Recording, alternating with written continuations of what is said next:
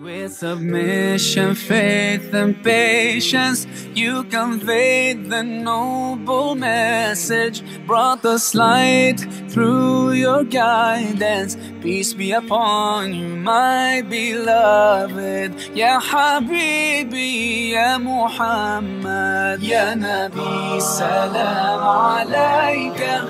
Ya Rasul, salam alayka. يا حبيب سلام عليك صلوات الله عليك يا نبي سلام عليك يا رسول.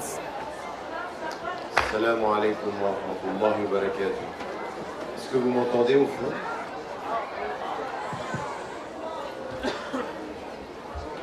C'est-à-dire qu'entre le chant et ma voix, il y a une petite différence.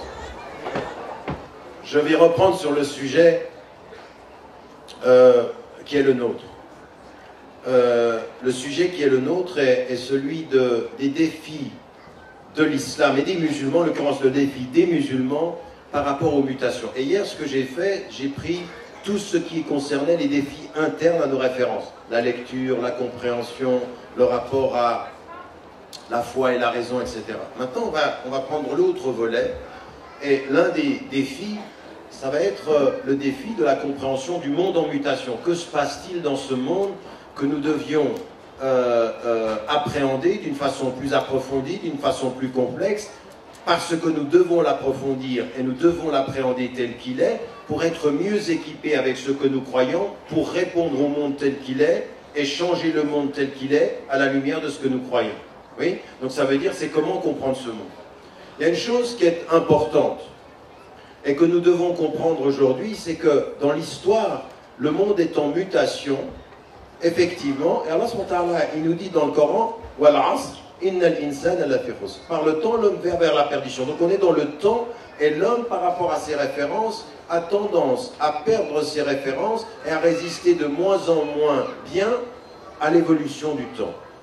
Quand en plus, il perd, illa alladhina amanu, à l'exception de ceux qui croient et qui font ce qui est bien, qui croient en Dieu et qui croient en la vérité et qui feront le bien. En l'occurrence, c'est une dimension ici de la résistance. On va vers la perte si et seulement si on résiste, on peut faire face à cette perte, on peut faire face à cette détérioration. On pourrait dire régression par opposition à progression dans l'histoire. La vraie progression, vous savez, il y a un poète qui s'appelle Baudelaire qui disait une chose tout à fait intéressante. Il avait une notion très très morale. Baudelaire est un de ceux qui disait même si Dieu n'existait pas, il faudrait maintenir la religion. Il allait jusqu'à ce point-là en disant dans la religion il y a un sens moral, il y a une dimension d'éthique. Et donc lui, ce qu'il pense comme un humaniste, il était croyant en l'occurrence, mais il dit même si... Vous voyez, c'est le contraire. Aujourd'hui, à notre époque moderne, on dit « enlevons la religion et gardions Dieu ». Lui, il dit « même si on enlève Dieu, gardons la religion ». Pourquoi? Parce qu'il dit « ça façonne la conscience éthique ». Et il dit « le progrès de l'homme n'est pas dans l'acquisition de la connaissance, mais dans l'application du bien ». Le progrès, c'est le bien, c'est pas le plus. Le progrès, c'est le bien, ça n'est pas le plus. Oui, vous voyez, ça c'est une parole très islamique de Baudelaire qui n'était pas musulman. Oui, parfois on voit des formules comme ceci dit, c'est tout à fait ça, il a parfaitement raison. Le progrès de l'homme se mesure à sa capacité à faire fleurir le bien. Illa alladhina amanu.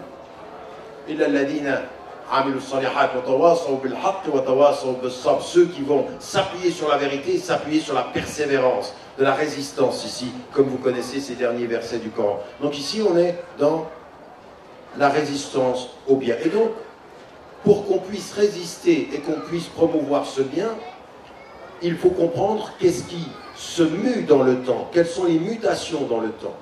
Et il y a une réalité qui est déterminée par tout le monde. Elle est une réalité de la physique, elle est une réalité des sciences, elle est une réalité de l'intelligence. Plus le temps passe, plus notre connaissance du monde s'approfondit, et plus nous faisons face à une complexification. La complexification, c'est plus on sait plus on s'aperçoit que ce que l'on sait mène à la complexité de ce qu'on ne sait pas. Chaque fois, on va plus loin. Vous arrivez d'abord à la cellule, puis à l'atome, puis au noyau, puis on vous dit dans le noyau il y avait ceci, mais ensuite il y a encore plus que cela. Plus on va, et c'est ce que disent les scientifiques, c'est on se rapproche encore de l'infiniment petit, et la caractéristique de l'infiniment petit, c'est qu'il est infiniment petit, et que jamais nous n'arriverons à la petitesse dans ce fini. Jamais, on ne peut pas y arriver. On va tout le temps aller vers la complexité. Et dans l'infiniment grand, les astrophysiciens, c'est pour ça que quelqu'un comme Hubert Reeves, par exemple, surprend, parce qu'il dit quand vous entrez dans l'infiniment grand, vous êtes dans une perspective, en fait, où ce que Dieu a créé avec science s'associe à la beauté de l'esthétique d'un artiste qui a créé avec goût.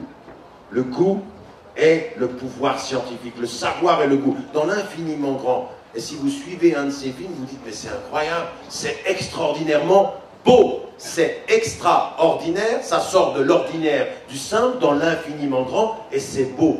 L'infiniment grand est supérieurement beau. Ce qui fait que vous comprenez, Allahu Akbar, Wallahu Jamil. Dieu est plus grand et il est beau, au-delà de tout ceci. Donc on est dans notre rapport à l'univers, dans un rapport où plus on sait, plus on va devoir faire à la complexité des choses. Et comme musulmans, on s'aperçoit d'une chose, c'est que les savants de l'origine, ils pouvaient connaître le texte, connaître les savoirs qui étaient à leur portée, la médecine de l'époque n'était pas complexe, les sciences de l'époque étaient moins complexes, ils avaient moins de complexité à appréhender et plus de temps pour appréhender les deux connaissances. Aujourd'hui, tout ça a changé. Le monde est devenu tellement complexe que pour être un physicien, que pour être un scientifique, que pour être un technicien, vous devez aller très loin dans la connaissance du savoir. Et donc on s'aperçoit, le temps va densifier notre masse de connaissances. Et comme le temps densifie notre masse de connaissances, il va exiger de nos réponses qu'elles soient plus adaptées à la complexité du monde qui a changé. Oui, vous voyez comment, de ce point de vue-là, nous devons aller très très loin. Et donc, premier défi, le premier défi qui va être celui auquel on va devoir faire face à l'extérieur même de nos références, c'est un défi qu'on a même rencontré ici ce matin quand on était dans la rencontre. On prend un mot, on parle d'individualisme. Puis on se dit l'individualisme, qu'est-ce que c'est? En fait, le premier défi, c'est la définition des mots. C'est qu'est-ce que l'on entend par les mots quand on décrit le monde. Le monde est devenu tellement complexe que les mots que vous allez donner vont avoir une façon de projeter le réel. Des mots ont un sens, ils ont une définition et ils ont une connotation. Alors j'explique. Le mot a une définition, c'est que quand vous voyez un mot et vous ne savez pas ce que ça veut dire, vous allez voir un dictionnaire et il vous dit le sens. La définition, c'est le sens du mot. D'accord? C'est qu'est-ce que veut dire ce mot? La connotation est un petit peu différente. La connotation, c'est qu'est-ce que veut dire ce mot avec ce sens-là dans cet univers de référence. En d'autres termes, un mot originellement positif peut avoir une connotation négative suivant comment vous l'utilisez. Oui? Donc en l'occurrence, vous devez appréhender scientifiquement les mots et leur sens. Mais ensuite, vous devez aller plus loin. Qui a défini les mots? Et qui a donné ce sens aux mots? Oui? Par exemple, je vous donne sur le plan politique. Regardez dans des séquences récentes. À un moment donné, ceux qui ont résisté aux Russes, c'était quoi? Des résistants. On les appelait en anglais freedom fighters. C'est les combattants de la liberté. Quelques années plus tard, ils luttent contre les Américains. Ils s'appellent comment? Des terroristes. Les mêmes personnes, mais ils n'avaient pas les mêmes ennemis. En d'autres termes, qui a changé les mots? Qui a le pouvoir de nommer? Ça, c'est très important. Qui nomme va déterminer le sens. Quand, par exemple, aujourd'hui, vous avez deux mots. Quand, par exemple, vous dites, attends, dans ma famille, quand je te parle, mon fils, tu m'écoutes. Quand je te parle, ma fille, tu m'écoutes. Ici, on respecte ses parents. C'est des règles de famille. Et là, vous dites, moi, quel que soit le monde dans lequel je suis, que je sois à Paris ou que je sois au fin fond de l'Afrique, le respect de la famille, c'est quelque chose qui ne se discute pas. Je conserve ces valeurs. Je les conserve quel que soit le progrès. Vous avez des gens qui vont vous dire, vous êtes un conservateur. Quand vous êtes dans un univers africain et que vous dites conservateur ou du Sud, c'est bien. Quand vous venez à Paris conservateur, c'est que vous êtes un peu arriéré. C'est que vous voulez conserver des choses qui sont dépassées. Le vrai progrès, qu'est-ce que c'est? La vraie positivité, c'est quoi? C'est être un progressiste. À tel point qu'on est allé voir aujourd'hui en américain le réseau des musulmans progressistes.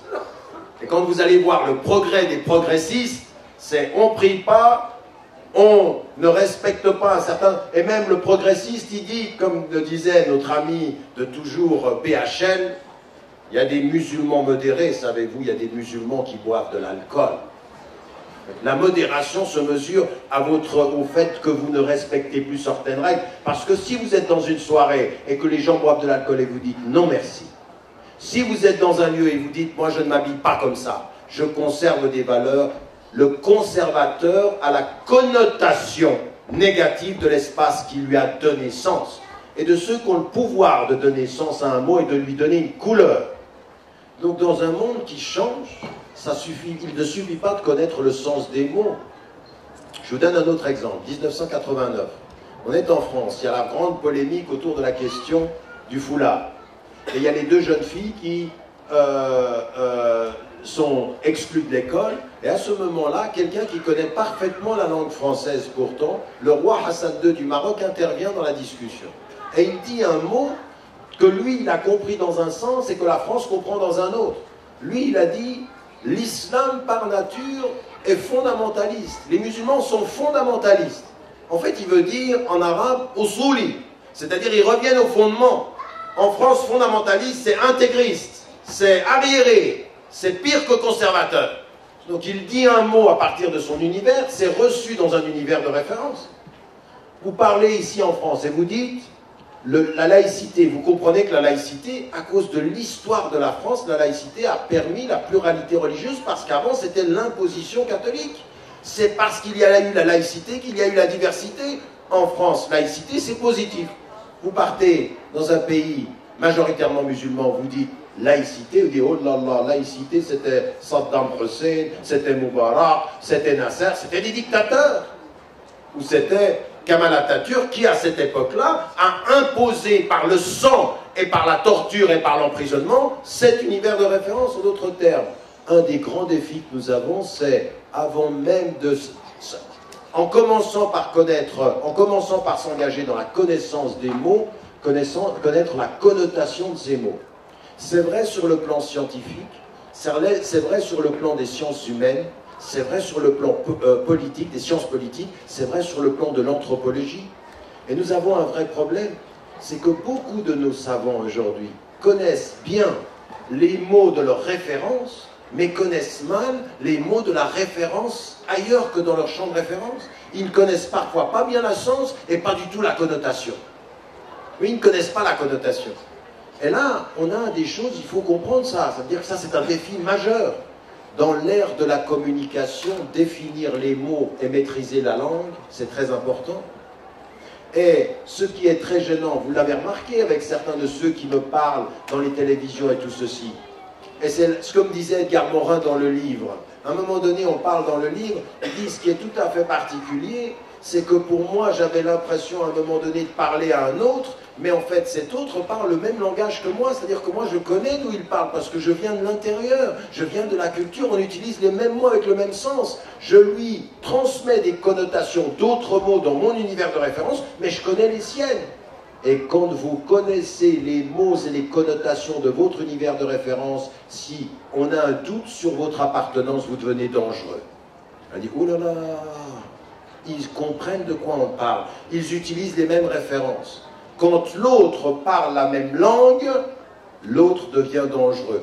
Ou pas ça, c'est faux. Regardez comme je viens de faire une erreur. Quand celui qui est perçu comme autre parle la même langue, parce qu'en fait il n'est plus l'autre, il est d'ici. Donc à partir d'un certain moment, on a un grand défi.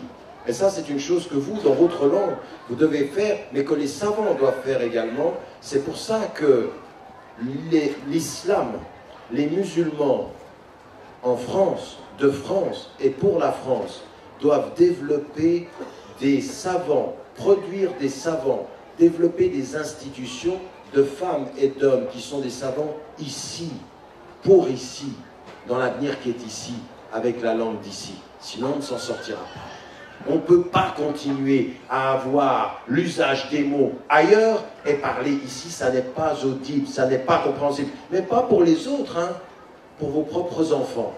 Parce qu'ils seront dans des écoles, parce que la culture, ça passe par la télévision, par Internet, partout. C'est comme l'air, ça passe partout. Partout, il y a des trous, parce que la nature a horreur du vide, la culture, elle est là.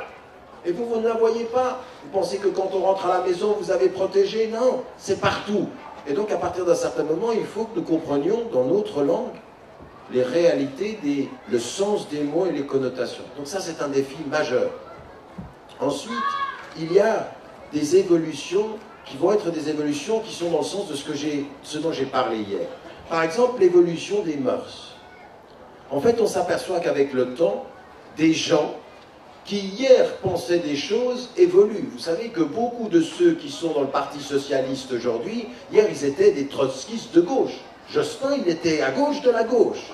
Hollande, il était à gauche de la gauche. Maintenant, il est très à droite de la gauche. Peut-être même qu'il a passé le champ de la droite sur sa gauche. Donc en l'occurrence, on a ici des gens qui évoluent. Et vous voyez même des personnalités qui à un moment donné ont pu dire quelque chose sur des questions de mœurs, sur la moralité sociale et sur la moralité familiale. La préservation de la famille était un langage courant dans les années 40 et 50. On préservait la famille. Peu à peu, on s'aperçoit que l'évolution change, les mœurs changent. Et ceux qui sont des conservateurs, parce que le mot est négatif, sont des conservateurs en face de quelque chose qui est forcément positif. Quand on est progressiste, on est pour ce changement-là. Et donc, de toute façon, il faut suivre le mouvement si on est progressiste. Si vous n'avez pas l'intelligence, la conscience et les armes du langage et les armes des principes pour résister à ça, vous vous laissez aller avec le vent, vous vous laissez aller avec le courant.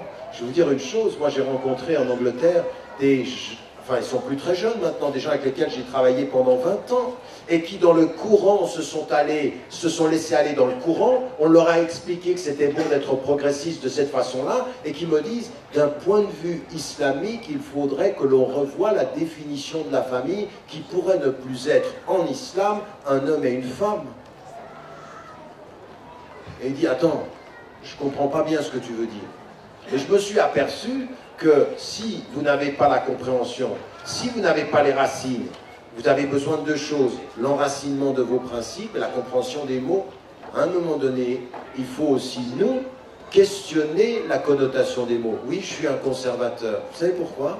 Parce que je pense qu'aujourd'hui, dans le temps qui passe, il y a des choses qu'on doit conserver, et en particulier, j'aimerais vous poser une question, mais vous dites ça à n'importe qui. J'aimerais vous poser une question.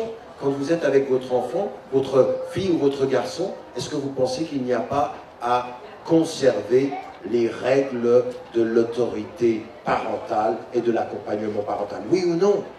Oui, il faut mettre l'enfant au centre de l'école, mais si l'école tourne au centre de l'enfant, l'enfant il va vous tourner l'école dans du n'importe quoi.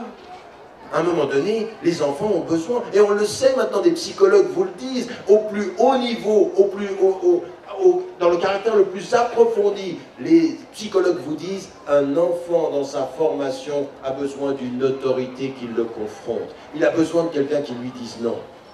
Mais c'est des choses élémentaires, ça. C'est de dire par exemple à un enfant, non, quand je parle, tu te tais, tu m'écoutes. Quand tu parles, je t'écoute. On va se donner des règles de vie. Quand je te dis tu rentres à 6 heures, tu rentres à 6 heures. Mais vous savez ce que c'est ces règles? Nous on pense que c'est des règles qui enfreignent la liberté. Non, il y a des règles qui enfreignent de la liberté et il y a des règles qui sont des signes d'amour. Je veux ça pour ton bien parce que je t'aime, je t'attends, tu rentres. Ne commence pas à me dire la liberté, je fais ce que je veux. La réalité d'Internet, la réalité de la télévision, il y a de la maîtrise, il y a de la discipline. Il faut, oui, aujourd'hui c'est plus un terme à la mode la discipline. Nous, il faut qu'on connaisse nos références et il faut qu'on réussisse à dire attention, questionner les mots et leurs connotations, premier défi, et développer une vraie compréhension des principes qu'on veut conserver, même dans la réalité des mœurs. Et il faut faire attention. C'est là où il faut faire attention. Je vais prendre un exemple très précis qui vous concerne ici en France, parce que j'ai entendu n'importe quoi. Voilà par exemple un défi dans l'évolution des mœurs. Non, moi je ne vais pas dire, par exemple, très clairement. L'islam, encore une fois, il faut le dire de façon universelle. Parce que les choses ont changé. On voit aujourd'hui, même parmi les prêtres ou parmi certains dans les religions diverses, qui commencent à changer dans l'air du temps. Parce qu'ils ont envie de... Mais on le sait ça. On le sait que dans toute tradition culturelle, dans toute tradition religieuse, il y en a qui ont toujours eu peur de ceux qui dominaient le débat. Donc ils s'alignent. On le sait ça. Mais nous, on n'a pas la mission de s'aligner. On a la mission de témoigner de choses qui sont essentielles pour nous. En disant, attendez, comme les hindous, comme la majorité des bouddhistes, dont le Dalai Lama, comme les juifs, comme les chrétiens, comme beaucoup d'athées, comme beaucoup d'agnostiques, nous pensons que l'homosexualité, c'est pas quelque chose de bien pour l'humanité. Ça ne correspond pas à notre vision de l'humain. Maintenant, on est dans un pays où il y a une liberté de conscience, j'ai le droit de le dire, et vous avez le devoir de m'entendre. J'ai le droit de dire ça. Et si vous m'enlevez la parole au lieu de la majorité qui domine le débat et qui dit « t'es un conservateur, nous sommes des progressistes », eh bien je vais leur montrer qu'avec beaucoup de calme et beaucoup de sérénité, les conservateurs expriment des principes qu'ils considèrent comme dignes. Voilà, nous sommes pour une certaine dignité. Ça ne veut pas dire que nous enlevons la dignité des autres, mais nous ne sommes pas d'accord avec ce qu'ils font et de la façon dont ils pensent. Voilà une attitude qui commence là à être celle qu'il faut avoir. Aujourd'hui, on voit le silence tue et le silence corrompt. Quand on ne parle plus, on va vers une espèce de corruption. Nos intelligences se corrompent. On ne dit plus les choses. On n'ose même plus dire ça à ses enfants. Et moi, je vais vous dire une chose. Quand j'ai eu ce problème sur ce que j'ai dit, par exemple, là-dessus, sur la question de l'homosexualité, en disant « je respecte la personne, je ne suis pas d'accord avec ce qu'elle fait », je l'exprime, je dis « non, je ne suis pas d'accord avec ça, mais je respecte la personne parce qu'Allah il me dit « le respect de la dignité des hommes vient avant leur activité, je ne réduis pas quelqu'un à ce qu'il fait, je respecte ce qu'il est, je ne suis pas d'accord avec ce qu'il fait ». D'accord? Ça, c'est ma position. Et j'avais énormément de gens qui, aux Pays-Bas, venaient vers moi me dire « en fait, votre position est majoritaire, mais les gens n'osent plus parler. Les gens n'osent plus dire. » Donc nous, on va le dire avec, nous on pense ceci. Et si on doit voter des lois, ben on votera avec notre conscience, parce que la loi se vote avec sa conscience, elle ne se vote pas avec la majorité. On n'est pas des moutons. Nous ne sommes pas des moutons, nous sommes des êtres de conscience. Et quand les moutons vont dans la fausse direction, nous, on allume l'alarme, on lance l'alarme, on dit on n'est pas d'accord. Et on se fait respecter pour ça. Mais nous, ça c'est un des grands défis. Et vous comprenez bien une chose ici, c'est qu'il faut avoir une compréhension très très pointue du problème. Parce qu'énormément de jeunes qui vivent aujourd'hui et qui sont nés aujourd'hui, les principes que vous voulez conserver, ils ne les connaissent pas. Beaucoup de Français, vos concitoyens français, sont nés dans des familles où on est dans la post-68, on ne connaît pas tout ça. Vous ne pouvez pas vous me les mettre tous dans le même paquet en disant que vous êtes de toute façon tous des corrompus, vous n'acceptez... Non, on ne peut pas dire ça. Il faut comprendre d'où ils viennent. Il faut comprendre la normalisation. Parce que si on commence à dire, mais attendez, mais vous êtes tous des sauvages, vous n'avez plus de moi. Comme quand j'étais en Afrique, à Abidjan, je discutais avec l'archevêque d'Abidjan. Et l'archevêque d'Abidjan, il me dit, mais ils deviennent fous en Occident. C'est des sauvages. Il parlait de l'acceptation de l'homosexualité. Et moi qui viens de l'Occident, je dois lui dire, non, c'est moi qui défends. Il dit, non, c'est pas des sauvages. Il y a une évolution qui fait que la jeunesse commence à accepter, qu'elle voit les choses se normaliser. Raison pour laquelle un des grands défis, ne jamais laisser l'immoralité pour ce qui nous concerne, ou l'erreur, ou l'injustice, ou se normaliser. Ne laissons jamais se normaliser la torture, ne laissons jamais se normaliser des discours qui vont à l'encontre de nos valeurs. Nous les critiquons avec dignité et avec sagesse sur la vue longue. Parce que nous sommes témoins de ces valeurs. Donc ça, c'est un autre défi quand les mœurs évoluent d'une certaine façon. Et là, c'est là où il faut être sage. Malheureusement, on est embarqué dans avec des gens qui parfois ont bien compris que nous avons des valeurs et ils vont nous utiliser un jour et ils vont nous jeter un autre jour. Et le problème que beaucoup des acteurs en France, ils ne lisent pas suffisamment, ils n'étudient pas suffisamment, ils suivent le mouvement. À partir du moment où on leur dit, là il y a du haram qui est en train, ils vont, non attendez, il faut vraiment qu'on étudie les choses. Par exemple, je vous donne un exemple de... il y a sur Internet quelqu'un qui, semble-t-il, fait des vidéos. Il a l'air de tellement m'aimer qu'il fait régulièrement des vidéos pour déconstruire mon discours. Quand vous l'écoutez, il dit, mais c'est incroyable le niveau auquel on parvient. Parce que, par exemple, en anglais, l'étude de la question de la femme et de l'homme s'appelle Gender Studies. Lui, il lit ça, il dit, ah, ceux qui étudient ça, ça veut dire qu'ils sont pour la théorie du genre. Non, ça, c'est le domaine des sciences. Oui, c'est comme si vous disiez de quelqu'un qui étudie le cancer, et dire, il est pour le cancer. Il dit, mais attends. Il est pour le cancer, toi, t'es médecin, t'étudies le cancer, t'es un spécialiste du cancer, ça veut dire, tu comprends comment ça fonctionne. Gender Studies, c'est étudier comment ça fonctionne. Ça ne veut pas dire qu'on est pour.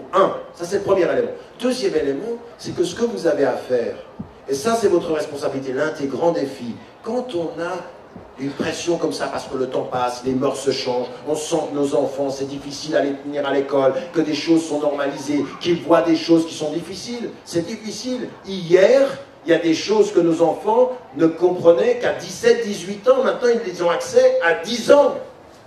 Je veux dire, je sais pas, on est à un degré aujourd'hui où un jeune de 8 ans, la réalité du chiffre, c'est 37% des jeunes qui atteignent 12 ans ont déjà vu des images de type pornographique. Ah ben voilà où on en est. Ça, c'était pas comme ça il y a 50 ans, c'était pas comme ça il y a 30 ans. Alors après, comment vous faites? Vous faites quoi? Vous dites, vous allez tout boucler? Vous allez comprendre qu'il faut aujourd'hui comprendre que les défis par rapport à l'éducation commencent très très tôt. Très très tôt. Et donc il faut accompagner ce mouvement-là et savoir qu'il y a des choses qui se normalisent dans l'attitude des enfants, mais ce n'est pas simplement par rapport à la sexualité. Le chiffre moyen de captation d'images de violence par Internet a été multiplié par 6,5 dans les 15 dernières années sur toute la jeunesse à partir de 14 ans et jusqu'à 20 ans. C'est-à-dire comment on capte les images de violence. Mais ça vous change un esprit, ça. Quand la violence s'insère dans votre intelligence, qu'elle a été normalisée, eh bien, comment est-ce que vous allez pouvoir vivre ça? C'est vrai dans la violence dans la vie quotidienne, et c'est vrai dans la violence guerrière. Parce que nous, on ne se rend pas compte, mais toutes ces images qui viennent de tous ces pays, qui sont dans l'instantané, par Internet, vous avez des images aujourd'hui qui circulent sur Internet, où il y a des gens qui coupent la tête de personnes, et c'est sur Internet, et des jeunes voient ça. Donc comment le mental? Donc nous, on a un vrai problème ici, il faut accéder à ça. Donc j'ajoute le défi, par exemple, dans les débats sociaux.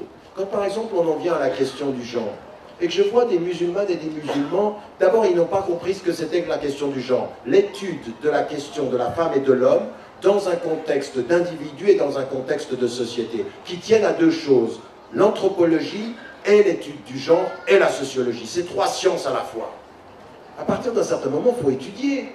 Mais il ne faut comment pas commencer à dire des choses qui sont contre notre religion. Au point qu'on est d'accord avec des gens qui disent des choses contre la théorie, mais qui n'ont pas compris ce que nous disons en tant que musulmans. Parce que ce que nous disons en tant que musulmans, c'est deux choses. En fait, en islam, il y a effectivement quelque chose qui dit que devant Dieu, un homme et une femme sont égaux, mais qu'en biologie et en sexualité et en constitution, un homme n'est pas une femme. Ils sont égaux, mais pas similaires. Ça tient de l'essence. C'est ce qu'on appelle en anglais le sexe versus le genre. Le genre se construit et le sexe vient avec la naissance. Donc on est femme et on est homme. Contrairement à ce que dit Simone de Beauvoir, oui, on est femme, oui, on est homme, dans certaines dispositions biologiques et constitutionnelles. Donc il y a une essence. Est-ce qu'on dit que ça en tant que musulman? Mais non. En tant que musulman, ce qu'on dit, ceux qui sont de la théorie du genre, qui disent c'est construit socialement, n'ont pas complètement tort. Et en islam, on l'a reconnu depuis l'origine de la législation islamique en disant, quand on aborde la question des hommes et des femmes, on regarde la question culturelle et le urf. Pourquoi? Parce que le urf a un impact sur la relation interpersonnelle et sur le rôle des femmes et des hommes.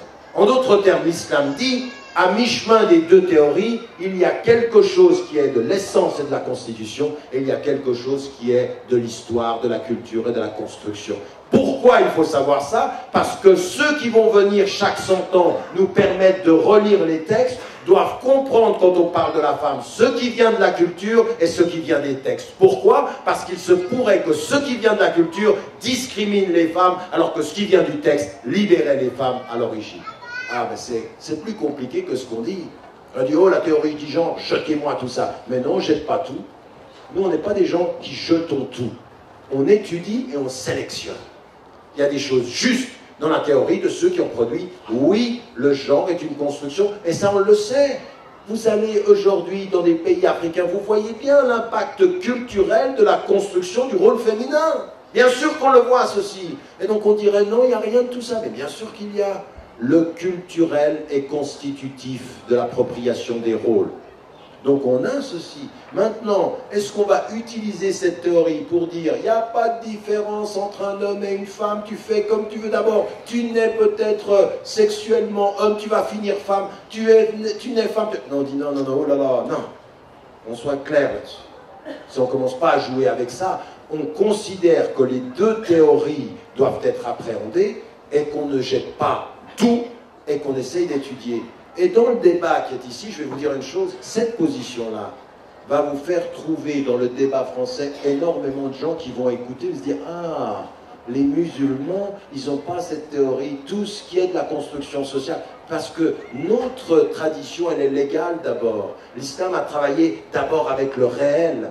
Donc on va étudier maintenant. Quelle est la meilleure attitude par rapport à ceux qui, dans les écoles, sont en train d'enseigner qu'il y a une indistinction, une non-distinction? Alors là, on étudie les textes et on commence à aborder des choses un peu scientifiques. Est-ce qu'on apporte une réflexion à ça? On ne commence pas à dire, vous enseignez ça à nos enfants, on les prend, et puis on va vous montrer qu'on n'est pas d'accord.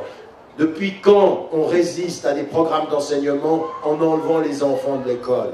Depuis quand on promeut plus d'ignorance ou qu'on promeut un boycott de cette façon-là? Ça ne va rien changer du tout. Au contraire, la connotation qui va venir sur les personnes qui font ceci, c'est qu'ils promeuvent la séparation, l'exclusion et la non-compréhension. Ils ne sont pas partis du débat, ils s'auto-excluent. Et il y en a qui sont tellement compréhensifs. Oui, c'est ce qu'on veut, on s'auto-exclut parce que vous nous avez déjà exclus. Non, on prendra le bon et on fera ce que nous avons à faire à partir de nos références. Donc vous comprenez, ça veut dire quoi? Ça veut dire que dans l'évolution des mœurs, il ne faut pas simplement répondre aux sirènes du débat médiatique. Il faut un débat scientifique, il faut un débat posé, il faut un débat de fond, il faut étudier, prendre son temps, considérer les différentes opinions. Et vous verrez qu'il y a énormément de choses qui sont plus nuancées que ce blanc et noir. Certains veulent vous faire tomber dans le blanc et noir parce qu'ils l'utilisent contre vous après coup. Ils disent, on vous avait dit, ils sont non seulement conservateurs, mais ils sont radicaux dans leur conservatisme. Ils sont radicaux dans leur façon de réagir. Et nous, c'est ça, moi, mon problème avec ce qui s'est passé en France, c'est de dire, je ne suis pas d'accord avec ça. Mais certains ont dit, parce que je ne suis pas d'accord avec la méthode, c'est que je suis pour la théorie du genre. Mais vous êtes sourds? Ou alors de dire, ah, c'est pas clair. Parce que pour eux, clair, c'est de tout jeter. Non, je suis désolé. La sagesse ne se jette, c'est de ne pas tout jeter, c'est de tout étudier et de sélectionner. Voilà ce que est un des défis. Et pour vous, aujourd'hui, en tant que femmes et hommes, musulmanes et musulmans vivant en France, un des défis face à la mutation des mœurs, au changement des mœurs, c'est de faire ce travail-là, de comprendre que dans les sciences contemporaines, dans la psychologie, mais je ne sais pas si vous avez déjà lu un livre de neurosciences. Je vais vous dire une chose, moi j'ai travaillé sur les neurosciences, et il y avait un livre qui s'appuyait là-dessus, qui s'appelait l'intelligence émotionnelle, et puis il y a eu ensuite tout ce qui a été le produit, en l'occurrence de Mayeux, qui est un professeur américain qui avait travaillé là-dessus. Et en lisant les ouvrages de neurosciences sur comment fonctionne le cerveau, ils mettent en évidence que le cerveau féminin ne fonctionne pas comme le cerveau masculin. Et dans certaines des découvertes qu'ils font, je suis revenu avec ces découvertes, je suis revenu vers le Coran et je dis maintenant je comprends mieux certains versets.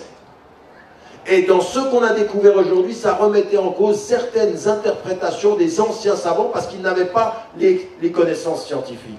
Donc, mais attendez, il faut étudier un peu. On n'est pas là dans un espèce de débat à la petite semaine, on est contre la France, ils sont... Non, on est dans un débat sérieux. Et il y a des gens qui ont développé des sciences sur lesquelles on doit s'appuyer pour développer. Le deuxième défi, c'est celui justement, dans l'évolution des mœurs, de ne pas réagir émotivement, mais de s'armer, de savoir. Et ça, c'est le troisième défi sur lequel j'aimerais terminer mon intervention. C'est celui de notre rapport au savoir et de faire attention à une chose. Vous savez, il y a quelque chose... J'avais eu une discussion un jour avec Régis Debray. Régis Debray est un athée. Vous savez, son histoire, c'est quelqu'un qui a été extrêmement dur sur la question du foulard dans les années 80. Mais il a une honnêteté intellectuelle. Une honnêteté intellectuelle. On n'est pas d'accord, mais on peut discuter. C'est pas quelqu'un, et c'est quelqu'un qui, par exemple, avait pris ma défense en France en disant ce qu'ils ont fait à la suite du débat avec Sarkozy, etc. Il dit c'est innommable. Et on a continué le débat. Et il me disait un jour, il y a quelque chose de tout à fait singulier dans l'islam, c'est que c'est une religion qui est englobante, qui touche à tout. Il dit par opposition au christianisme qui fait la différence entre l'État et la religion, la vie d'ici-bas, le temporel et le spirituel. Et en fait, moi je lui disais, en fait, si on étudie bien le judaïsme et si on étudie bien le christianisme, c'est pas vrai. Le christianisme et le judaïsme touchent à tout, les chrétiens ne sont pas chrétiens le dimanche et sont avec je sais pas qui le lundi. Ils sont tout le temps dans une, je veux dire, l'amour de Dieu, la solidarité, c'est tout le temps. Donc si on va jusqu'au bout, maintenant, la structure religieuse, la structure cléricale a séparé les pouvoirs. Mais la vie du chrétien, elle est englobante.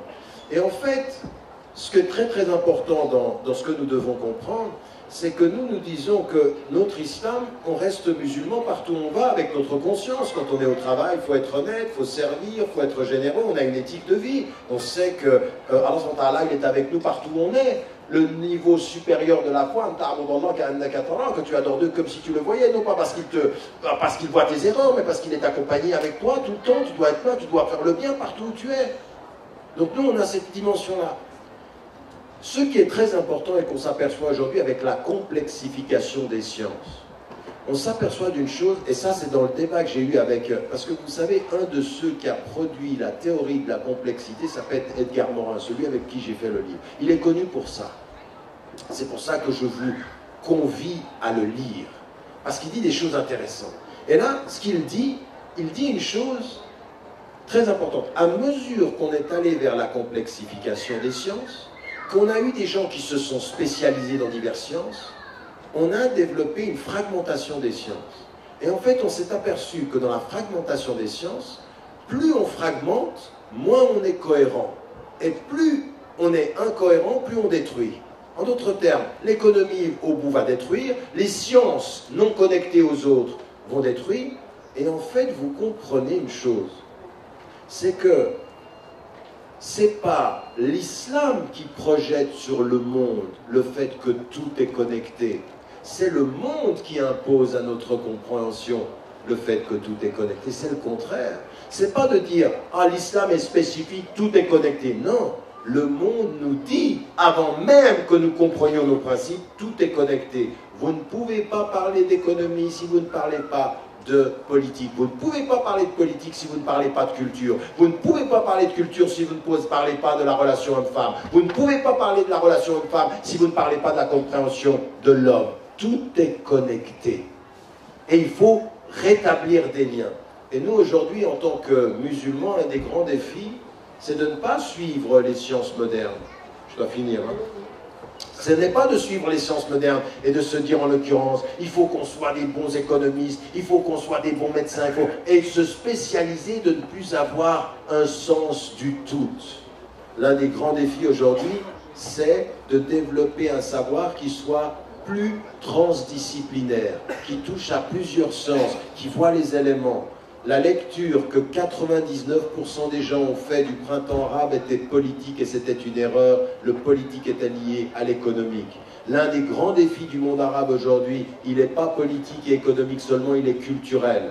L'un des grands problèmes du monde arabe et des Arabes aujourd'hui, c'est la déperdition de leur créativité et de l'amour de leur langue. Ça, c'est un élément capital.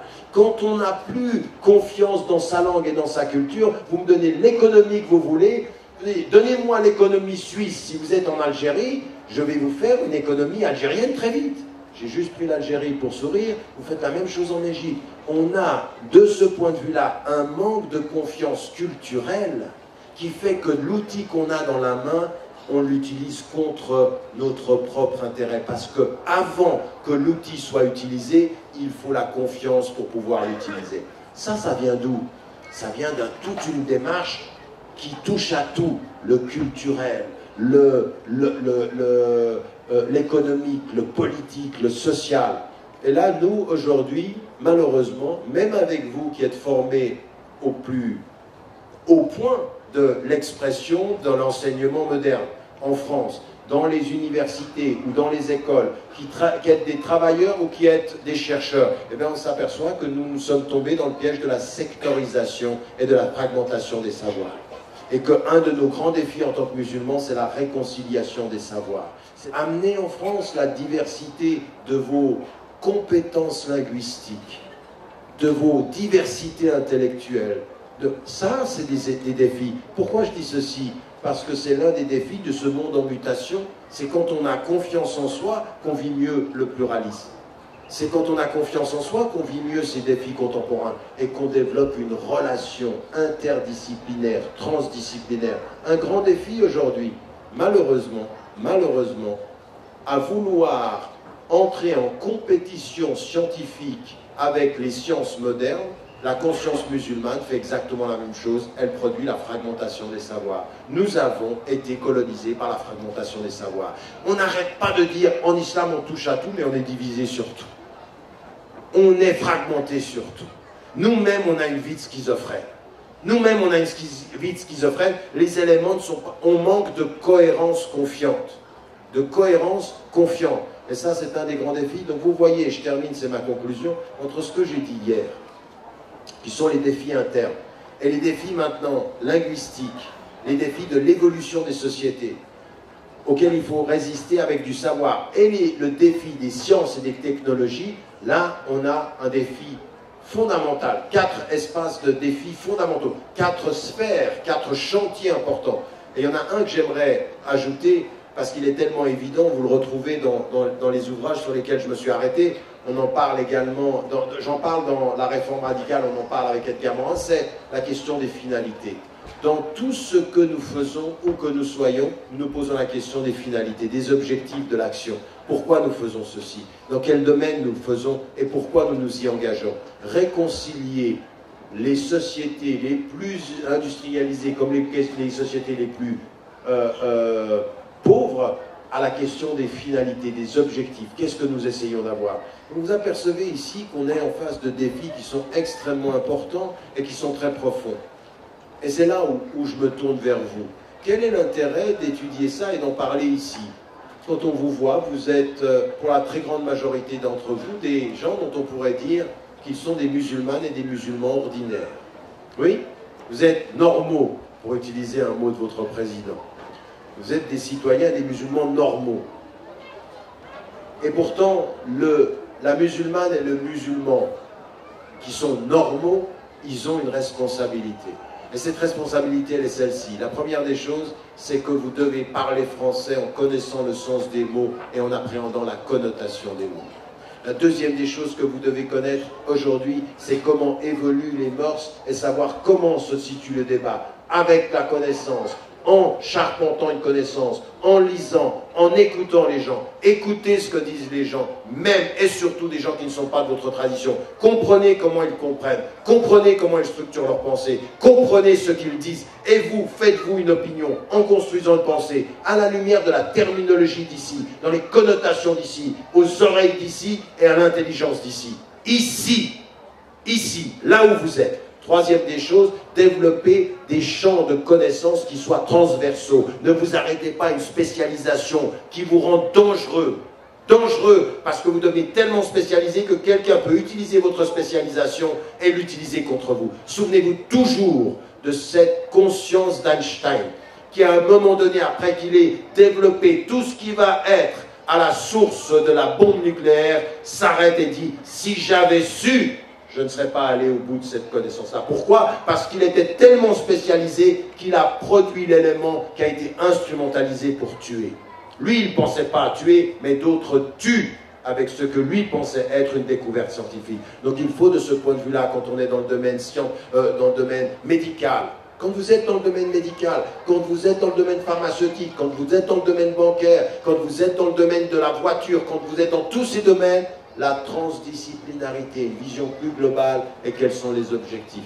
Et que Dieu vous aide, Inch'Allah. Salam alaikum wa rahmatullah.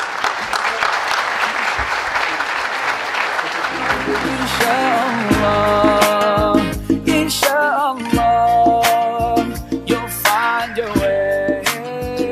Inshallah, Inshallah, Inshallah, you'll find your way. Every time you commit one more mistake, you feel you can't repent, that it's way too late. You're so confused, wrong decisions you have made haunt your mind, and your heart is full of shame. But don't despair and never lose hope, 'cause Allah